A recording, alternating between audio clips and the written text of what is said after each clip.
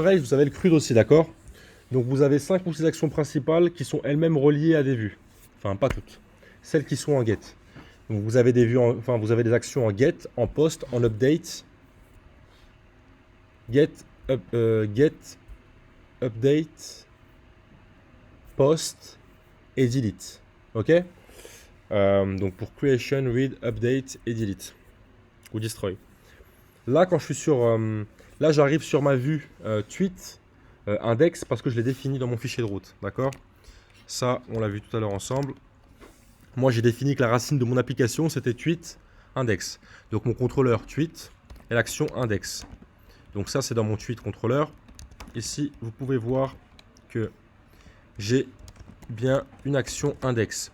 Cette action index, qu'est-ce qu'elle contient? Elle contient tweet.all dans la variable globale @tweet. Donc ça, vous voyez, si ma variable elle s'appelait tweet comme ça sans le arrobase, je ne pourrais pas y accéder depuis mon fichier tweet index.html.rb. Pourquoi? Parce que ma variable ne serait pas globale. Pour qu'elle soit globale et que je puisse y accéder dans mon fichier de vue, il faut que je précède ma variable par un arrobase. D'accord? Donc là, @tweet, ça contient quoi? Ça contient tous mes tweets. Enfin, tous les tweets qui existent sur la base de données. Donc là, sur mon index, j'ai un lien qui s'appelle new tweet. Donc si je clique dessus, j'arrive sur la page tweet/new. Donc ça, vous l'aurez compris, c'est directement relié à la vue tweet new.html.erb. Comme vous pouvez le voir, cette tweet, elle render un form, donc elle affiche un formulaire.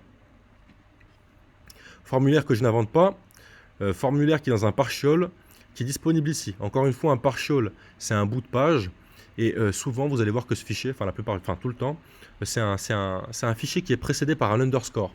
Quand je l'appelle, je ne mets pas l'underscore. En revanche, le fait d'avoir mis un underscore avant le nom de mon fichier, ça permet à Rails de comprendre que c'est un partial et que donc je peux l'afficher comme ça avec render.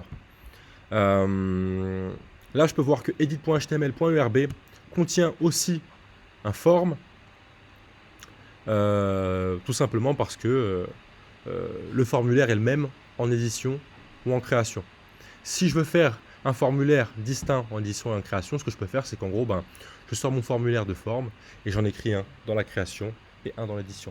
C'est possible parce que des fois, il y a des éléments que vous voulez pouvoir modifier lors de la création et pas pendant l'édition, et vice-versa. Ok? Donc là, dans mon formulaire, qu'est-ce que j'ai? J'ai le formulaire généré automatiquement par Ruby on Rails via le scaffold. Vous en avez des plus simples. Si vous voulez la documentation par rapport au formulaire en Ruby on Rails, vous faites form Ruby on Rails. Et là, vous allez arriver sur la documentation officielle de Ruby on Rails. Donc là, vous voyez, vous avez quoi? Dans les chapitres, vous avez Dealing with Basic Form. Donc là, ça vous permet de créer des formulaires basiques. Donc vous voyez, ici, vous avez un helper, donc une méthode propre à la vue ou au contrôleur. En l'occurrence, c'est propre à la vue, qui va générer le formulaire suivant. D'accord? Donc vous avez plein de manières différentes de générer un formulaire. Je vous invite à toutes les regarder sur la documentation des formulaires. Là, ici, j'ai une utilisation particulière qui a été faite via le scaffold. Ruby on Rails, en fait, il le génère avec ses bonnes pratiques selon lui. D'accord? Donc ça affiche directement les erreurs. Vous n'avez rien besoin de faire. Ça, c'est fait automatiquement lorsque vous faites un scaffold. D'accord? Mais bien entendu, vous pouvez générer des formulaires beaucoup plus simples en quelques lignes, comme c'est le cas ici par exemple. Vous voyez? Là, c'est un formulaire qui redirige vers une URL et qui est en get. Donc voilà, pour une recherche par exemple. Regardez ça bien parce qu'en gros, ça fait partie des consignes que vous avez pour l'application. Et sinon, vous avez ce qu'on appelle des formulaires qui vont directement se connecter à un objet.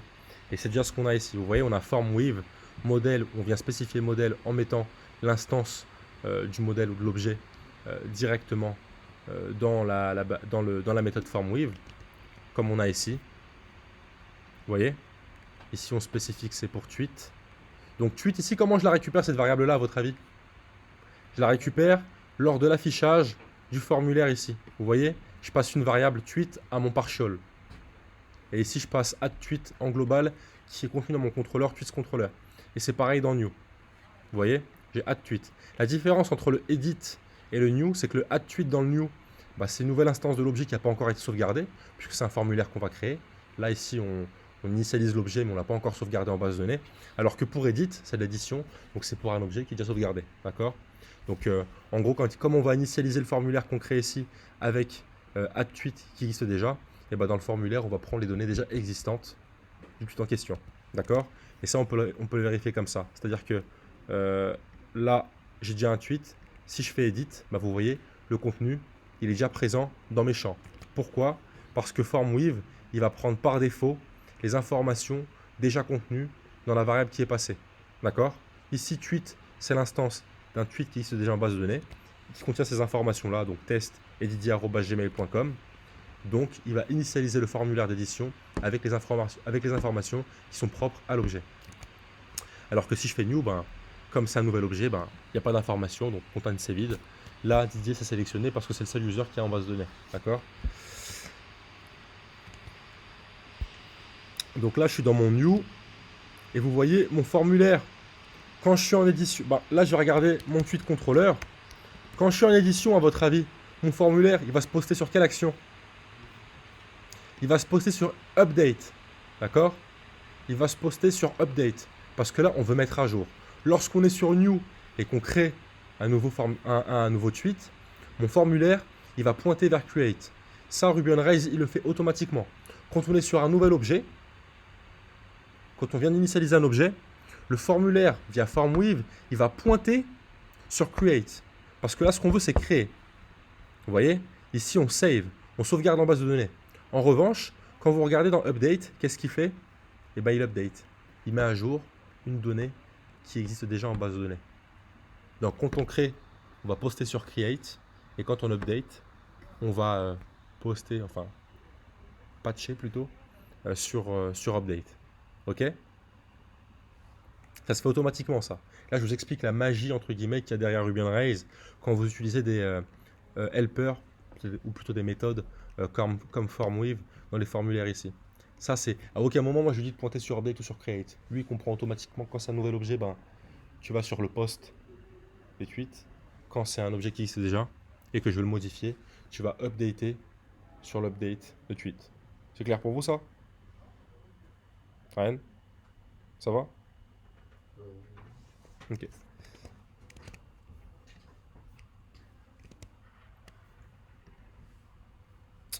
Donc là, vous voyez, c'est ce qu'a généré le scaffold. Il y a beaucoup de charabia, moi, je trouve. En vérité, vous voyez tout ça, on peut le résumer comme ça. Qu'est-ce qui se passe là? Bah, le add tweet, on le récupère via le set tweet qu'on a là. Vous savez quoi? Je vais le supprimer. Le set tweet là, je vais le supprimer d'ici pour éviter de vous embrouiller. Je vais le supprimer moi de mon côté.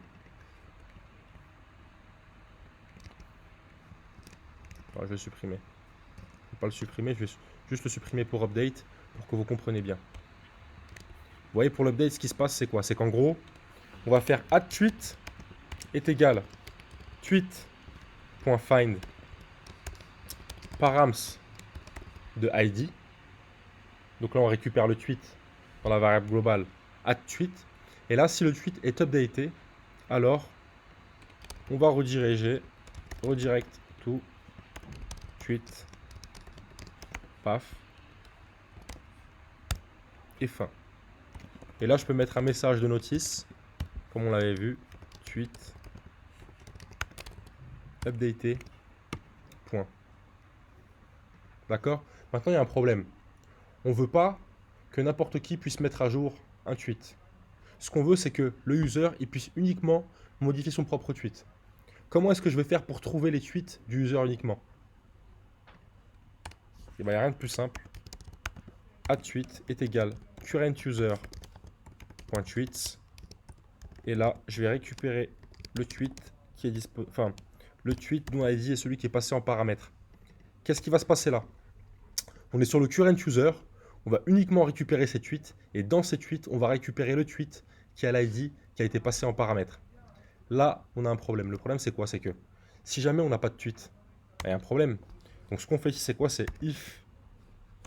On va rajouter un élément à notre condition. If at tweet.present. Donc, si le tweet est présent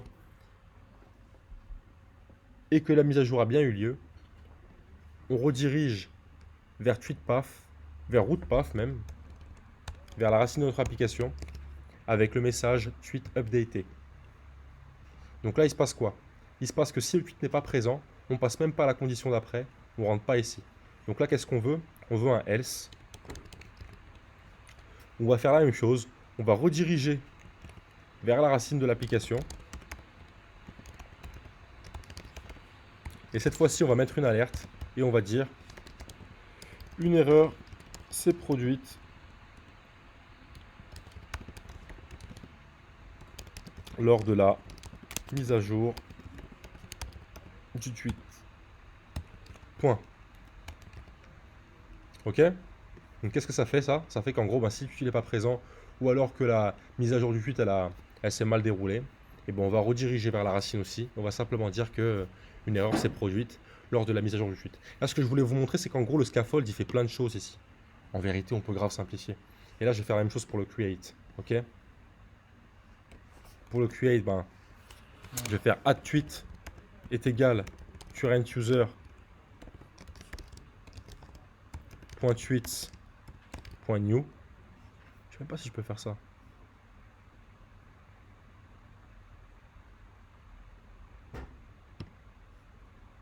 Bon, je vais faire autre chose. Je vais faire tweet.new et je vais l'initialiser avec un user. User id de point current user .id. Et là, je vais faire quoi? Je vais faire at tweet if at. Comment je fais pour sauvegarder un nouvel objet en Ruby on Rails? Quelle méthode je vais utiliser sur l'objet là pour le sauvegarder? Save. Si le save a bien eu lieu, alors je redirige vers la page d'accueil avec le message le tweet a bien été créé. Ok? Je pourrais gérer le message d'erreur, mais je vais pas le faire. Bon, là, on va se revoir des choses ensemble. Ça, c'est hyper important que vous maîtrisiez ça en Ruby on Rails, d'accord? Donc là, vous avez une anti-sèche en Ruby on Rails pour les modèles. Donc attends, là, je t'ai montré les contrôleurs. Dernière chose que je vais te montrer, c'est les modèles.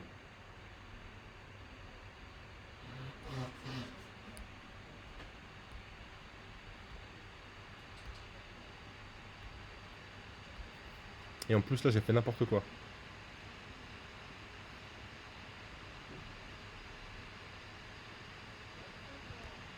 Tweet.new. Et là, je dois mettre les tweets params. Vous vous rappelez des tweets params?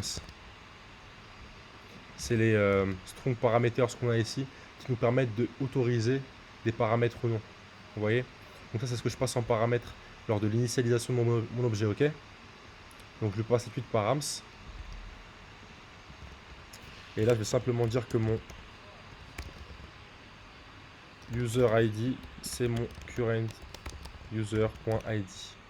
Et ensuite, je le sauvegarde. Qu'est-ce que je peux faire?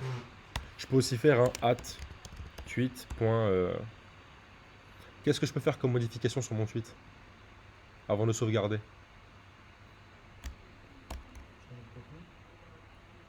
Ouais, je peux mettre en majuscule.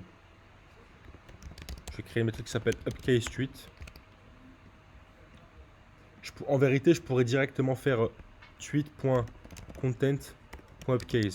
Mais encore une fois, comme on se l'est dit, en MVC. Hein. Et ça, c'est propre à tous les frameworks.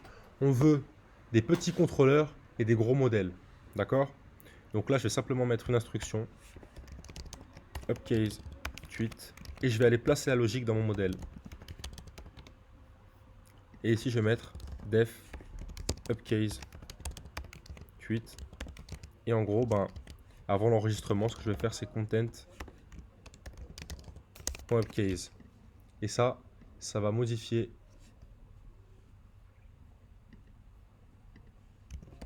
mon content. Donc rappelez-vous, les méthodes avec un point d'exclamation à la fin, ça altère directement l'objet qui est passé. Mais sinon, je peux tout simplement faire content est égal content.upcase. Et ça va venir modifier le content. Non, il faut que je fasse un self.content est égal content.upcase.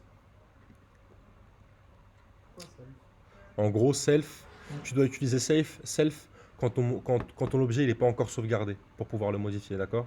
Si tu veux vraiment le modifier, il faut que tu utilises le mot-clé self. Self, ça veut dire que tu fais une référence à l'objet en cours. En vérité, quand c'est sauvegardé, je peux l'appeler aussi, mais c'est pas nécessaire. Tu vois? Là, je pourrais aussi faire self.content.upcase. C'est pas nécessaire. Tac. Donc là, on a ça. Mais en vérité, vous voyez la logique que j'ai mis ici là?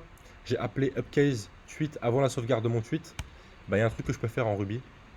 Vous avez before save, before create, after save, after create, before update, after update. C'est ce qu'on appelle des callbacks. D'accord? Dans les modèles. Et en gros, ces callbacks là, c'est des triggers. C'est-à-dire qu'en gros, avant d'exécuter une sauvegarde, une création ou une destruction ou autre, ou même après, eh ben, je peux exécuter des méthodes. Et pour ça, vous avez ce qu'on appelle une callback. On avait les before action dans les contrôleurs. Et ben là, on peut utiliser ce qu'on appelle un before save. Et là, dans mon before save, je peux mettre mon upcase tweet. Et ça vient dire quoi? Ça veut dire qu'en gros, dès lors que je sauvegarde, avant même de sauvegarder, il faut que j'exécute la méthode que je passe ici en paramètres. Et là, en l'occurrence, c'est upcase tweet. D'accord? Là, ça existe aussi pour destroy, pour update et pour la création. D'accord? Before save, c'est quoi la différence? C'est que ça va s'exécuter pour l'update et pour la création. Donc avant une sauvegarde. C'est ce qu'on appelle des callbacks, ça. Vous n'êtes pas obligé d'utiliser, vous pouvez le faire directement dans le contrôleur, mais c'est une bonne pratique. Vous pouvez ne pas vous encombrer l'esprit avec ça, mais au moins vous savez que ça existe. Donc, là ici dans la cheat sheet que je vous avais transmis sur Discord, vous avez un tas de choses que vous pouvez utiliser en Ruby on Rails. Et donc là, moi, je vais vous montrer les principales choses qu'on peut utiliser. Pour ça, je vais ouvrir ma console. Première chose que je vais vous montrer déjà, c'est all, que je vous ai montré à plusieurs reprises. Donc user.all, ça va faire quoi? Ça va sélectionner tous les users dans ma base de données. Je peux aussi faire user.first pour retourner le premier. Je peux faire user.last pour retourner le dernier. Mais je peux également retrouver un user par son ID directement. Donc pour ça, je peux faire user.find 3 par exemple. Ou alors je peux utiliser user.findBy ID 2.3. D'accord? Plutôt qu'un findBy, je peux aussi utiliser where. Donc where, ça va retourner tous les users qui ont l'ID 3. Bon, il n'y en a qu'un seul, donc je vais en récupérer qu'un seul, mais sous forme de tableau. Donc si je veux vraiment le récupérer tout seul, je fais user.where condition.first. Et je peux aussi faire .last si je veux le dernier. Ok? Je peux faire la même chose sur mes tweets. Donc pour l'instant, j'ai qu'un seul tweet, donc ça n'a pas trop de sens. Mais là, je vais en créer un deuxième. Et je vais en créer un troisième. D'accord? Donc là, si je fais tweet.all, je récupère bien mes 3 tweets. Ok? Mais si je fais tweet.all.first, je récupère le premier. Et si je fais tweet.all.last, je vais récupérer le dernier. Ok? Maintenant, il y a autre chose que je peux faire. C'est que je peux faire de la recherche textuelle. Donc là, je vais créer 2 tweets qui vont contenir la chaîne de caractères tweet en minuscule. Et là, je vais faire quoi? Et je vais faire tweet.where content contient tweet. Ah, je récupère rien. Pourquoi? Parce que vous voyez ici, qu'est-ce qui se passe? Tous mes tweets sont en majuscules. Vous savez pourquoi? Exactement. Dans le before save, j'ai mis un truc qui transforme tous les caractères de mon tweet en majuscules. Donc là, si je tape tweet comme ça, et vous voyez, je récupère tous les tweets dont le content est égal à tweet. Ok? En gros, là, c'est une requête SQL comme celle-là. Donc select tweet, je récupère toutes les colonnes, ou tweet de tweet, où tous les contenus contiennent tweet. Ok? Mais pour récupérer le premier, ben, je peux faire ça. Donc, tweet.where content contient tweet.first. Mais je pourrais également faire un... Exactement. Bien joué. Plutôt qu'un where. Donc vous voyez, ça a l'air compliqué ce qu'on voit là, mais en vérité, ça simplifie un maximum les requêtes SQL. Et tout ce que je vous dis là, vous l'avez dans la cheat sheet que je vous ai envoyée. Vous voyez?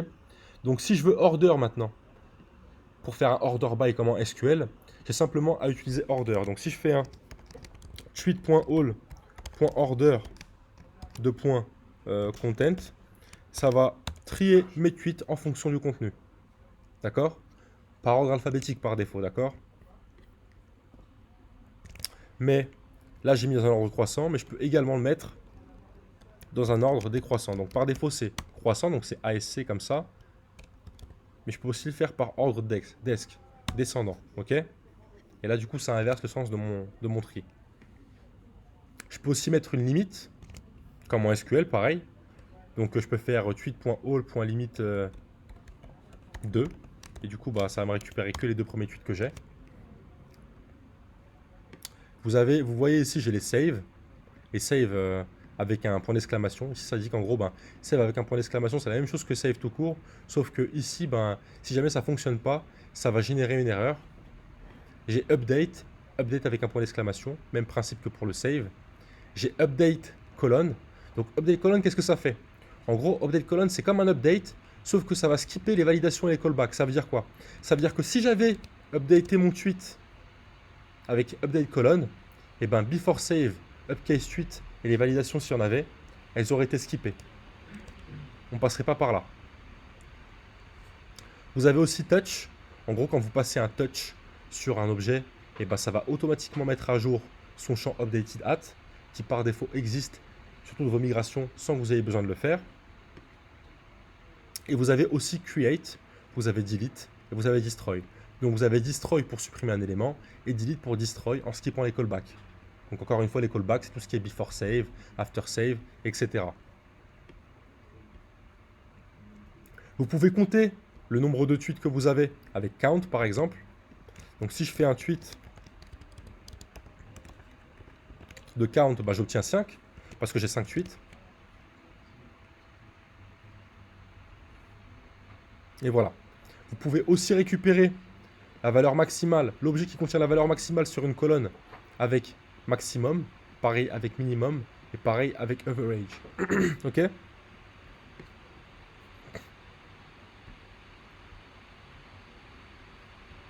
Ensuite, j'ai include et joins pour les jointures.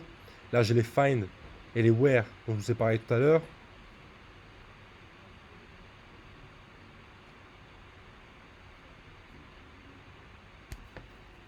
Et là, enfin, ben, je sais pas si vous vous rappelez, mais on a vu un truc qui s'appelle les belongs to et les as many.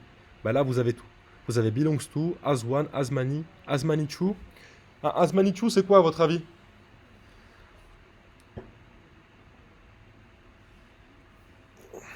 C'est quand vous avez plusieurs éléments, vous avez plusieurs objets via une table intermédiaire. Qu'est-ce que ça peut être par exemple? Ça peut être par exemple ben, un user has many messages, true rooms. Parce que avant d'avoir un chat, vous pouvez avoir une room. Une room qui va contenir deux personnes, deux users. D'accord? Donc un user peut avoir plusieurs messages, true rooms. D'accord? En gros, room c'est la table intermédiaire. Vous pouvez avoir has one true aussi. Et vous avez aussi has and belongs to many. En gros, quand vous avez et que vous appartenez à plusieurs éléments. En vérité, la plupart du temps, vous allez utiliser belongs to et has many. Quelquefois has one et quelquefois has many true. Ok? Donc là, vous avez des has many avec des exemples un peu plus complexes sur le côté. Pareil pour les belongs to. Donc ça, c'est vraiment une cheat sheet pour les modèles raise, d'accord? Vous avez tout ce que vous devez savoir sur les modèles ici. Vous avez comment est-ce qu'on fait de la validation, comment est-ce qu'on... Vous avez tout ça.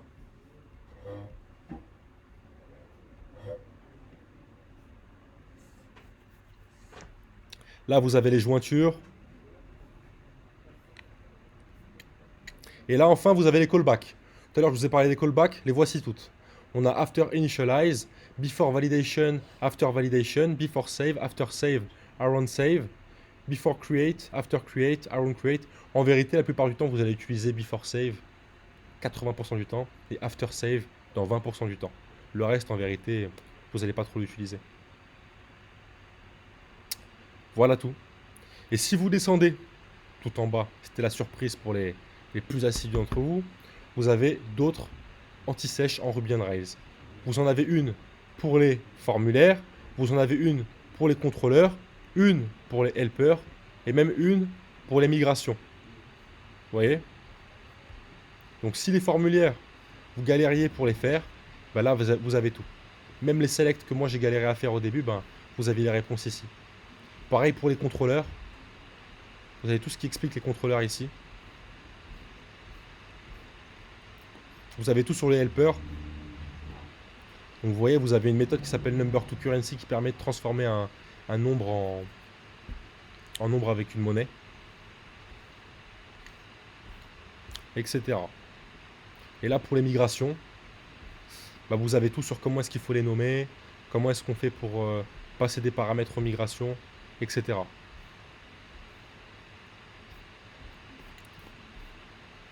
Vous voyez? Après, il n'y a pas que DevInts hein, pour les cheat sheets. Vous avez plein d'autres sites internet. Elles sont pas mal, celles de DevInt. Donc là, moi, j'ai tapé Rails. Vous voyez, vous avez même une cheat sheet pour les routes. Les plugins, vous n'utilisez pas. Les tricks non plus. Pour AirSpec, vous en aviez une aussi.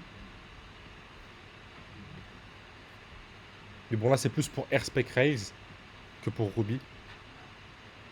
Vous avez aussi comment ça s'appelle? Une cheat sheet pour Rails de manière générale. Donc un peu plus généraliste. Qui reprend un petit peu tout. Enfin voilà. L'information est disponible sur internet. Faut pas se fier que à la documentation de Ruby on Rails. Quand on débute, souvent c'est un peu laborieux, on n'a pas envie de tout lire. Donc vous pouvez taper vos questions et tomber sur des questions Stack Overflow qui répondent à vos questions. Et voilà. Et puis il y a moi aussi. N'hésitez pas à poser vos questions pour me comprendre si c'est nécessaire, d'accord?